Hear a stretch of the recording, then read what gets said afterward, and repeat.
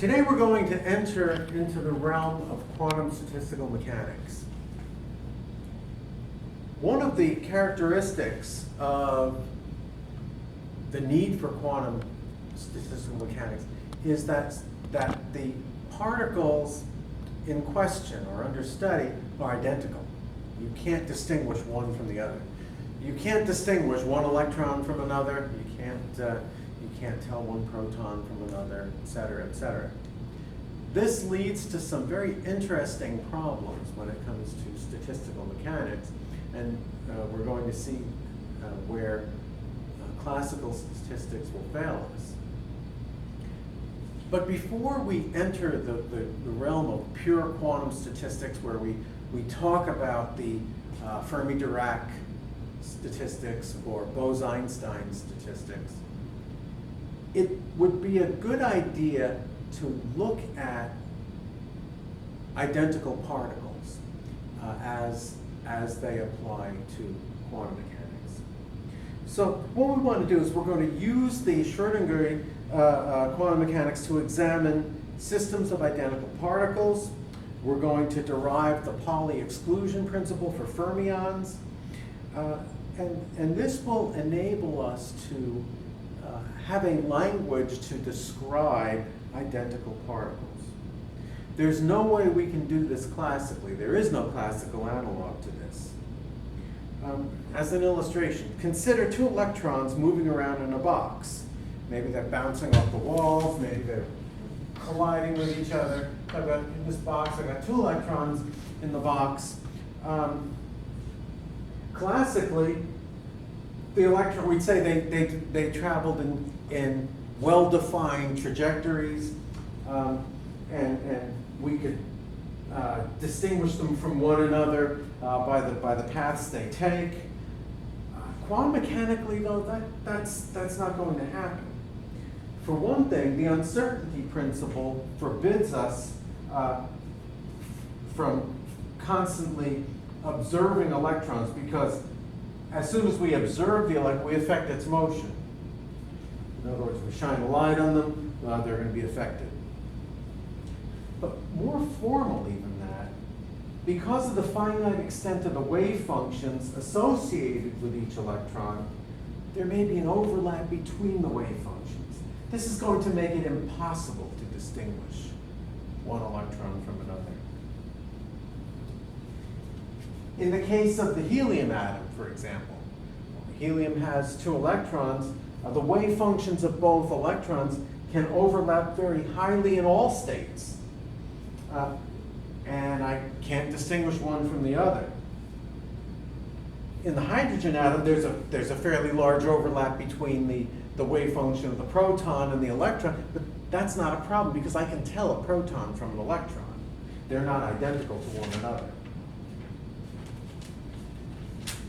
So the idea is that any measurable results that we get from quantum mechanics can't depend on being able to distinguish one electron from another, or the fact that we would have to assign labels to individual particles. So this is what I'd like to do.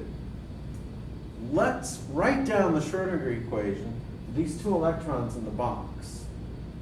Now, yes, we're going to say the electrons are indistinguishable, but we have to find a way to label them. So even though the labels are sort of bogus, we have to use them. Otherwise, there's no way to mathematically describe this sensibly on the blackboard. So I'm going to write down the Schrödinger equation for this system.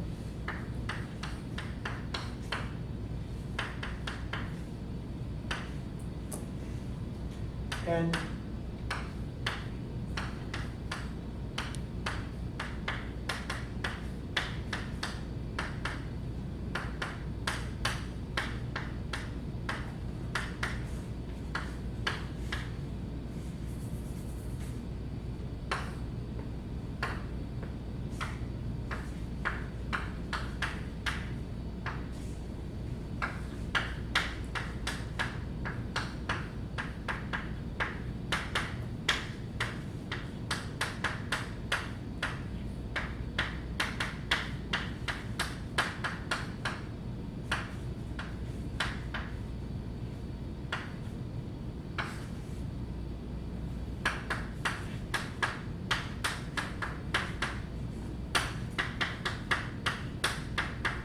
Okay, rather long-winded. Psi sub t is the total eigenfunction for the system.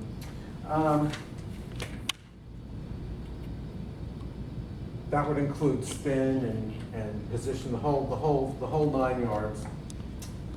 Let's make some other approximations. Since the particles don't interact with each other and they move independently, their potential energies can be separated. In other words, I can write Vt as V of x1, y1, z1 plus V of x2, y2, and z2. So I don't have to worry about that. Now, for particles in a box, we know that the solutions of the Schrödinger equation look something like this. Psi total of x1 all the way through z2. I could write as psi of x1, y1, z1 times psi of x2, y2, and z2. So the solution would be the product. Total eigenfunction is the product of the eigenfunctions for each of the individual particles or electrons. Now, each eigenfunction also requires a specification of the spin of the particle. And so what we're going to do is we're going to let our subscripts alpha, beta, gamma, etc. Represent the total state of the system. That is to say, the space and the spin of the particle. So an eigenfunction for particle 1 might be psi sub alpha of x1, y1, z1. For the other one, it might be psi sub beta of x2, y2, and z2. And just to make the writing simpler, we'll call this guy psi sub alpha of 1. We'll call this guy psi sub beta of 2, so we're not writing all kinds of letters all over the place and making things confusing. So in this case, to make it short, I can write psi sub t of x1 through z2 is just going to be written as the product of psi sub alpha of 1 and psi sub beta of 2. Make it nice and short and sweet.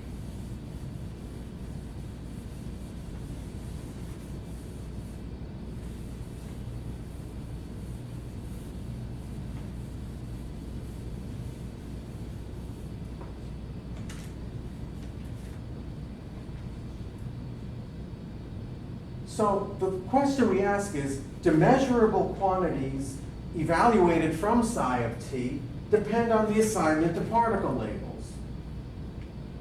Let's examine the probability density function. That would be psi sub t star, psi sub t. I can write that as psi alpha star of 1, psi beta star of 2, psi alpha of 1, psi beta of 2. And that's for psi sub t equal to psi alpha of 1, psi beta of 2. By the same token, I could write psi t star psi t as psi beta star of 1, psi alpha star of 2, psi beta of 1, psi alpha of 2. And that would be psi t is equal to psi beta of 1, psi alpha of 2. Since the particles are identical, we should be able to exchange the labels without affecting a measurable quantity, such as the probability density. Let's see if this is true. Suppose I exchange labels in the first probability density equation. So if I exchange labels, I'm going to get psi t star psi t as psi alpha star of 2, psi beta of 1, psi alpha of 2, psi beta of 1. Notice, this new probability density doesn't equal this probability density down here. They're not the same. That's a problem. This can only mean that the eigenfunctions we chose, as vanilla as they seemed, are unacceptable. They can't be solutions to the Schrödinger equation because it depends upon how the particles are labeled. Okay, well, we could trial and error a lot of things and spend all day trying to figure out what might be acceptable solutions to the Schrödinger equation for these electrons, but we won't. We'll cut to the chase, and I'm going to show you two eigenfunctions that will work for us. One is called psi sub s. And I'm going to write that as 1 over the square root of 2, psi alpha of 1, psi beta of 2, plus psi beta of 1, psi alpha of 2. This is what we call the symmetric eigenfunction. And I'm going to write psi sub a, 1 over square root of 2, psi alpha of 1, psi beta of 2, minus psi beta of 1, psi alpha of 2. This is what we call the antisymmetric wave function.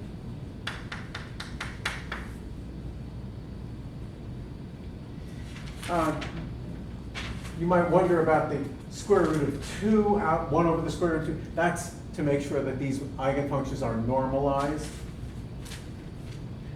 So the total energy of a system containing one particle in state alpha and another in state beta doesn't depend upon which particles in which state. So psi sub t equal to psi 1 alpha, psi 2 beta, psi sub t equals psi 1 beta, psi 2 alpha are solutions which correspond to the same energy E sub t. Since the Schrödinger equation is linear, linear combinations of my symmetric and antisymmetric wave functions should also be solutions. In that sense, we say that the solutions to this equation are degenerate.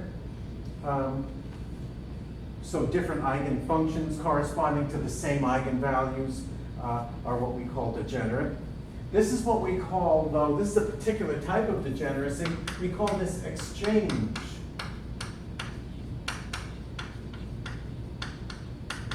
degeneracy because it arises from the fact that it comes from interchanging one particle with the other, or particle label. We could also demonstrate that the probability density function would be unchanged under exchange of the eigenfunctions, psi s and psi a. For the moment, let's just demonstrate that the eigenfunctions themselves aren't changed. So psi s, 1 over square root of 2. Now, we'll use the psi s we have. Let's just exchange labels 1 and 2.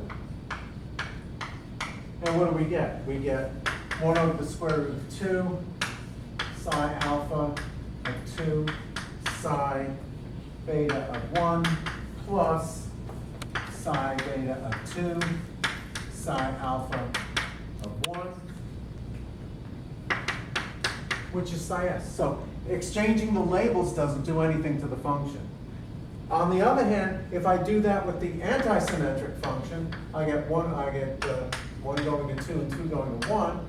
I get 1 over the square root of 2, psi alpha of 1, psi beta of 2, minus psi beta of 2, psi alpha of 1. So it's equal to minus the antisymmetric wave function. Now, in terms of getting probability density, this is not a problem because I square them, right? I do psi star, psi s star psi is going to be the same as psi A star psi A.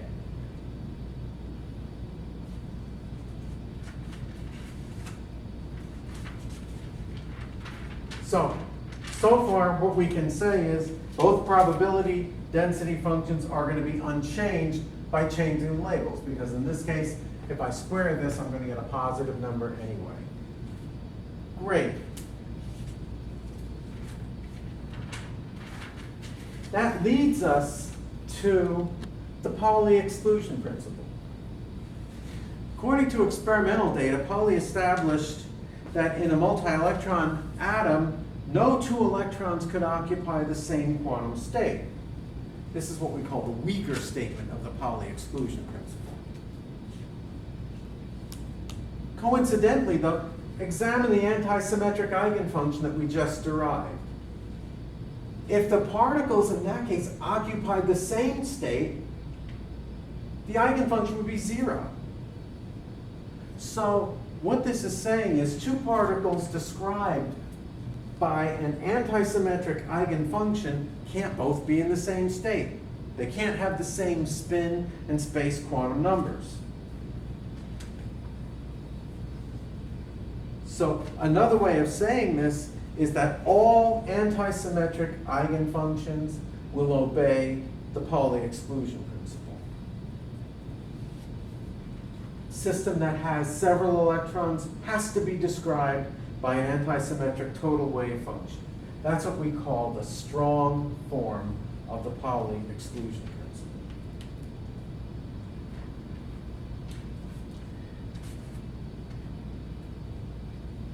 Symmetric and antisymmetric eigenfunctions are going to lead us to two different types of statistics.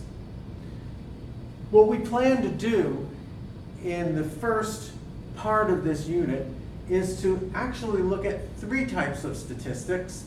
We're going to look at Fermi-Dirac statistics, which use antisymmetric wave functions. We look at Bose-Einstein statistics, which reflect symmetric wave functions. And then we're going to, as a comparison, look at Maxwell-Boltzmann statistics, the statistics that we did classically, to use as a comparison for both of those systems of statistics.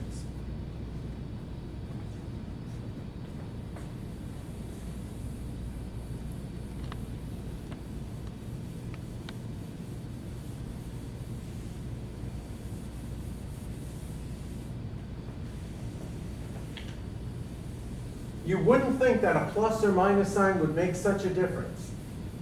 But as you'll see, as we study quantum statistics, that plus or minus sign makes a world of difference. So, as I say, as a comparison, we use Maxwell-Boltzmann statistics. We will use Fermi-Dirac statistics. And we will use Bose-Einstein statistics.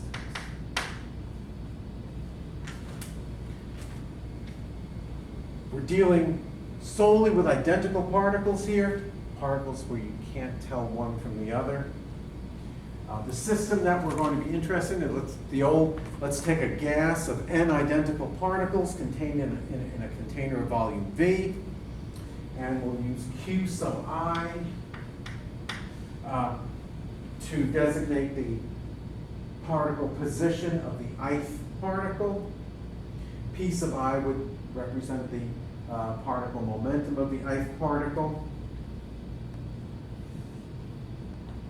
And we'll use S to label the state of that particle. So what we're going to do, put them all together, and we're going to be looking for a wave function that is a function of a collection of states, 1 through n, and of positions. Okay?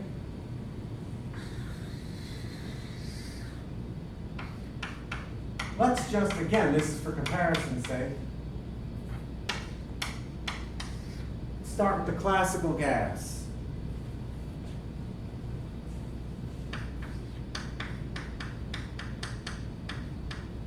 First thing, we know, Boltzmann statistics, classical gas, particles are distinguishable. 2, there's no limit on the number of particles in a state. You can have as many particles as you like in the same state. So we don't obey the Pauli exclusion principle with this kind of statistics. 3,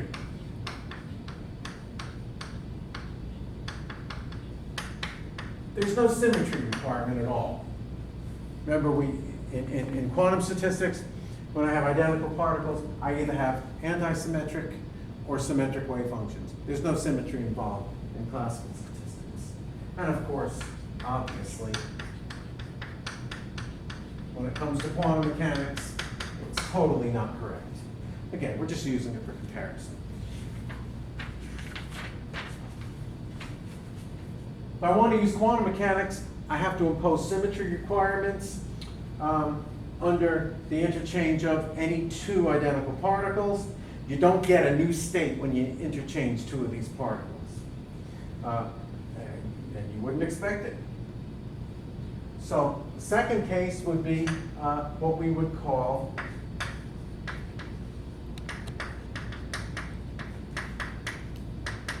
Bose-Einstein statistics. We call these particles bosons. What are the characteristics? Each particle has a total spin angular momentum of integral multiples of h bar.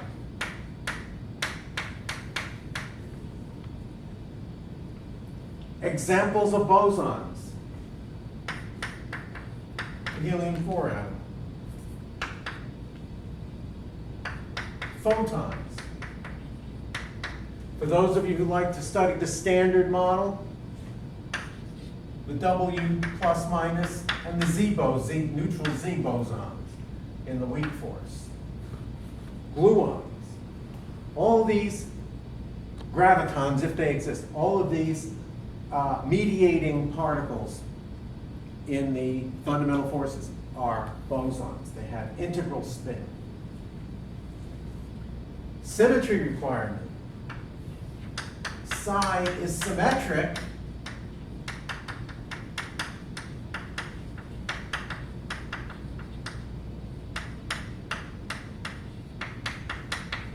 under the interchange of 2 particles in the system. And the symmetric wave function, that is to say, if I want to put it symbolically, psi of whatever q sub j, q sub I, blah, blah, blah, blah, blah, is the same as psi of blah, blah, blah, blah, q sub I, q sub j. Interchange 2 particles, get the same wave function back. But we said interchange of these 2 particles doesn't lead to a new state of the gas. That must mean one, I can't tell one from the other. Particles are indistinguishable. As I said, that's characteristic of quantum statistics. Secondly, no limit on how many occupy a state. No limit at all. We call these guys bosons. They obey Bose-Einstein statistics. Last type, Fermi-Dirac statistics.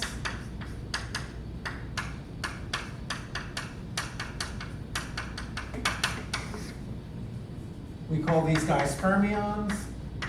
Good examples, electrons, protons. All the hadrons that you can think of are all fermions. They have half integral spins, so h bar over 2, 3h bar over 2 are the allowed, and etc. are the allowed spins for fermions. The symmetry requirement is that they must be antisymmetric, described by antisymmetric wave functions. They obey the Pauli exclusion principle.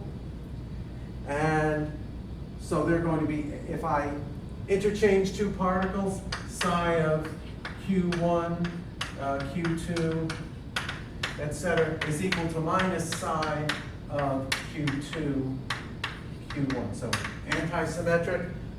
And I'm only allowed to put one particle in one particle state. So I'm obeying the Pauli exclusion principle. It says only one particle can occupy one state. These guys are also indistinguishable. We're going to pick up with this and the characteristics of these systems in the next lecture.